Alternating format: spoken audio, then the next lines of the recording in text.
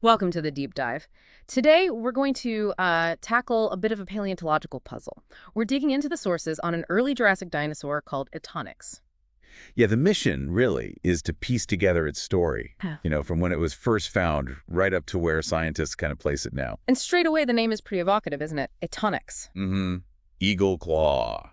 Hmm. It just, well, it paints a picture, doesn't it? Maybe something sharp, predatory.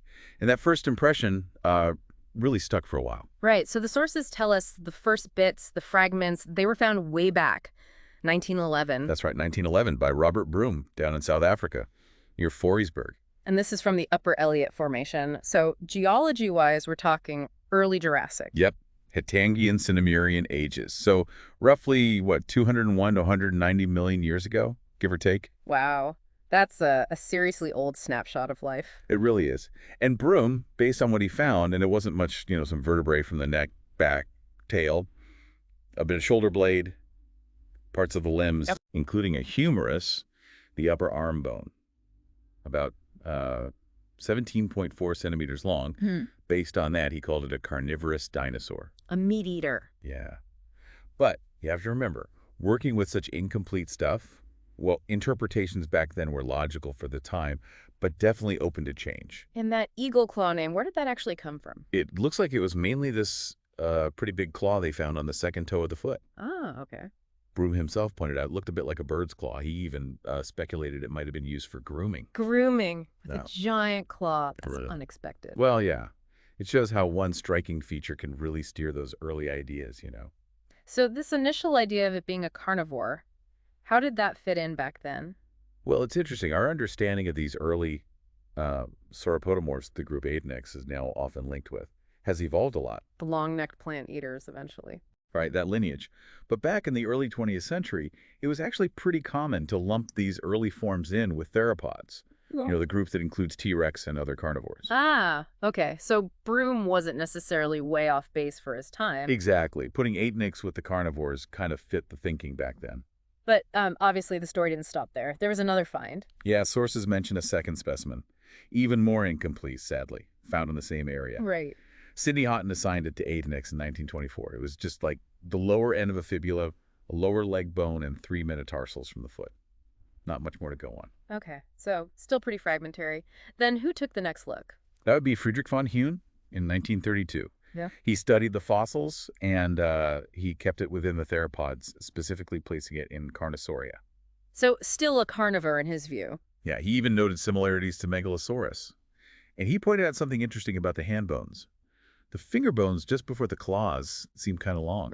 Yeah, he thought maybe that was an adaptation for, grabbing prey. So that eagle claw idea might have kind of reinforced the meat eater interpretation for him too. But was he certain? Well, no. And that's crucial. Von Huene himself was cautious. He basically said, look, without a skull, putting it definitively in Carnosauria is uncertain. Right. The skull tells you so much about diet, relationships, everything. Absolutely. And lacking that key piece, scientists started looking around at other finds from that period, like Brachiosaurus dubius. Another dinosaur? Yeah, based on a partial skeleton from the Clarence Formation near Lady Brand. Now, that's important. The Clarence Formation is a different rock layer than the Elliott Formation where Aetonyx was found. Oh, okay. Different time slice, potentially. Could be, yeah. Okay. Slightly different part of the early Jurassic. Anyway, von Huene suggested that this Thecodontosaurus dubius might actually be the same thing as Aetonyx palistris. So connecting these different incomplete finds from different places. Exactly. Which, adds another layer of complexity. Yeah. Are they really the same, or just similar animals living around the same broad time? Okay, so the plot's definitely thickening. We've gone from one find to another partial one to potentially linking it with another skeleton from a different formation entirely.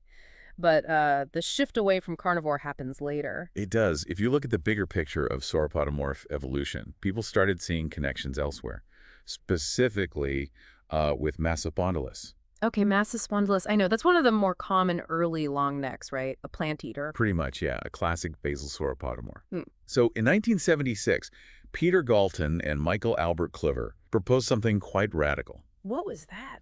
They suggested that Aetonyx palistris was actually a synonym of Massospondylus heresi. Wait, Massospondylus heresi, wasn't that named by Broom in the same paper he named Aetonyx? Exactly. The very same 1911 paper. Yeah. So Broom described these two things. Thought one was a carnivore, the other maybe something else. And then decades later, Galton and Kluver are saying, hang on, maybe Aetonyx is actually this other thing Broom named. Wow. Okay, so the pendulum swings from eagle claw carnivore towards a known herbivore relative.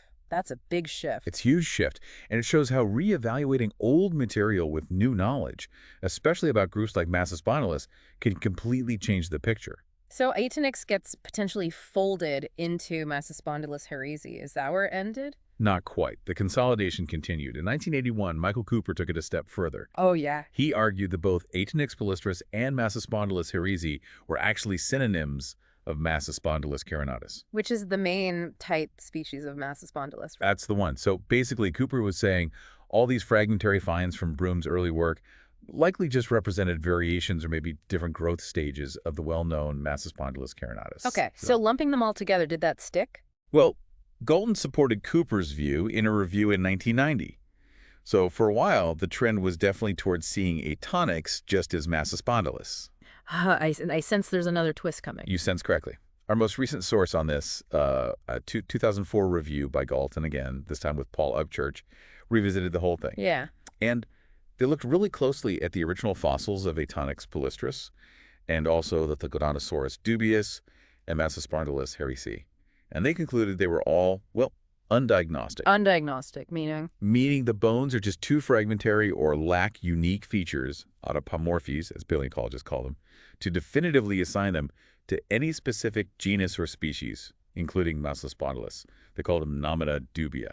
Dubious name. So kind of like taxonomic ghosts. Sort of, yeah. It's like having a blurry photo. You Yeah. can tell it's probably a person, maybe male or female, but you Yeah. can't recognize who it is. So these fossils tell us there were sauropodomorph dinosaurs around in the upper Elliott and Clarence formations. But the Aetonyx material itself isn't clear enough to be its own distinct thing, or even definitely Massospondylus. It's just an indeterminate sauropodomorph. Back into limbo then after all of that. Pretty much. And remembering that the original Aetonyx and Thichodontosaurus dubius came from different formations. Elliott versus Clarence adds weight to the idea that lumping them all together might have been perhaps premature without clearer evidence. Right. Different layers, maybe different times, maybe different animals entirely, even if related. Exactly. It just highlights how paleontology works, doesn't it? It's not static. New finds, new analyses, reevaluations. They constantly reshape our understanding. Yeah, classifications can definitely change. The story of Aetonyx is a perfect example. It really is. From eagle claw carnivore to maybe megalosaurus relative that may be Massospondylus, and now indeterminate. It shows science correcting and refining itself. So, just to wrap up the journey. Aetonyx starts as this potential predator, gets linked to other meat eaters, then swings over to the early long-necked plant eater group, specifically Massospondylus, and finally lands in this uncertain category of indeterminate sauropodomorph. What a ride. Absolutely. And it leaves us, and you listening, with a really interesting thought, doesn't it? Which is? Well, given how fragmented these Aetonyx bones are and this whole complicated back and forth history, what kind of discovery would we actually need to finally figure out where it truly belongs? You know, to pin it down in that early dinosaur family tree. A skull, maybe? More complete skeletons? Perhaps. And maybe think about what this whole saga tells us more broadly. What does the journey of Aetonyx reveal about the challenges we face when trying to piece together the deep past from often just scraps of evidence? It really makes you appreciate how difficult, but also how dynamic interpreting this ancient world can be.